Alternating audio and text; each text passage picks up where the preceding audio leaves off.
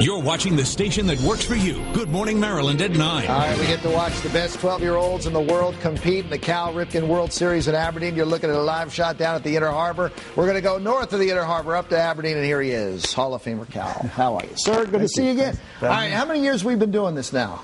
Well, I think this is 11 for the Annual Ripken World Series and 8 in Aberdenn. All right. It used to move around to different cities. Right. We gave it a permanent home in Aberdenn. Now, we're doing it a little differently. We're having skills competition this afternoon, right? Yeah, we're having the skills competition, the home run derby this afternoon in Cal Senior's yard, because that's the yard that they're going to play in.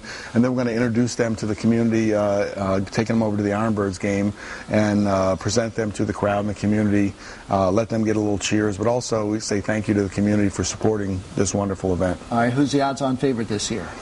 God, I don't know. I mean, it's hard enough to pick the big league teams when you know all the players in there.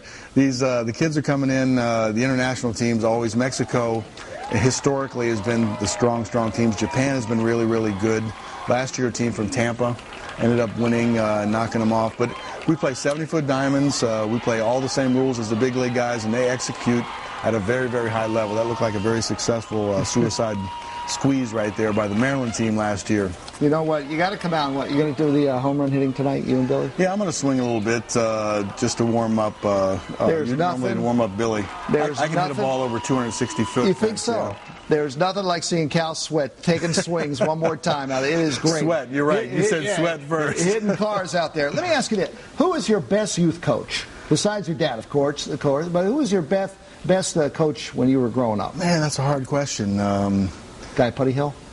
Marty Malloy probably was the most instrumental, because right at that time I didn't know if I was good enough to actually get drafted or not. Played the summer down here in Baltimore with the Putty Hill Optimist, and Marty Malloy helped shape all of us. But that was a big year for me. It really pushed me on to my senior year and went on to play pro ball. What ticks you off about youth coaching that you've seen? When you're a parent now, you're sitting in the stands. Yeah, I mean, a lot of pressure that's put on them, yelling from the stands, second-guessing them and trying to teach during a game. I think you really should let the kids play and let them enjoy it, let them compete, let them fail.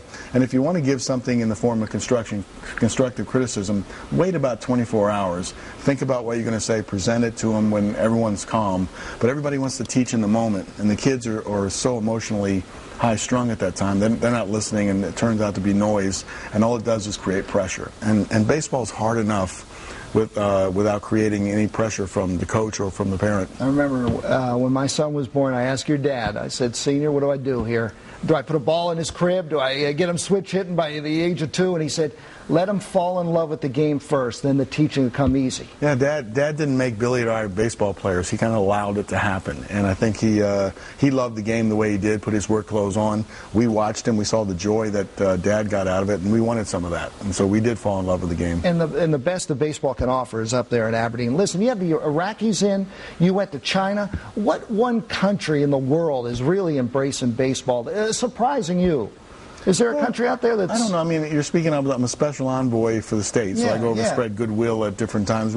I went with Dennis Martinez to Nicaragua, and they were crazy about their baseball in Nicaragua. Yeah. China, they were very orderly, and they were very sporting people, but baseball wasn't big over there. But we're planning a couple other trips. I just got back from South Africa on a vacation, but we're also looking at South Africa to go down there and teach a little baseball as well. So, the world, we understood soccer as a world sport.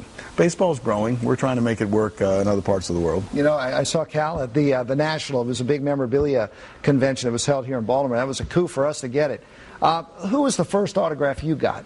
You're always signing. Who did you get as a kid? What was the first one? It's a funny story about the autographs. I don't throw anything away. I'm a pack rat. I keep everything. So I'm a collector in some ways. But Dad very early on said, instead of asking these players for an autograph, ask them a question. Ask them how they hold their fastball, how they hold the bat.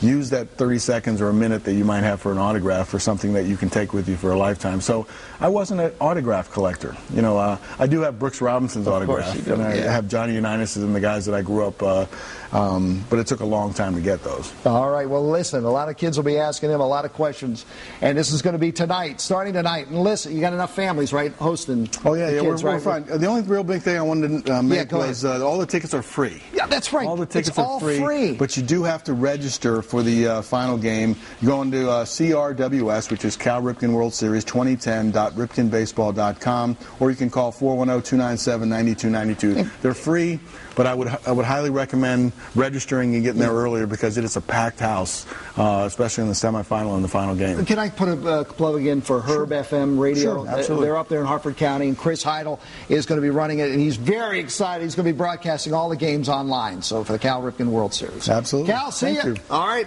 See you soon. He's got a room here. You know that, Megan. I'm getting one.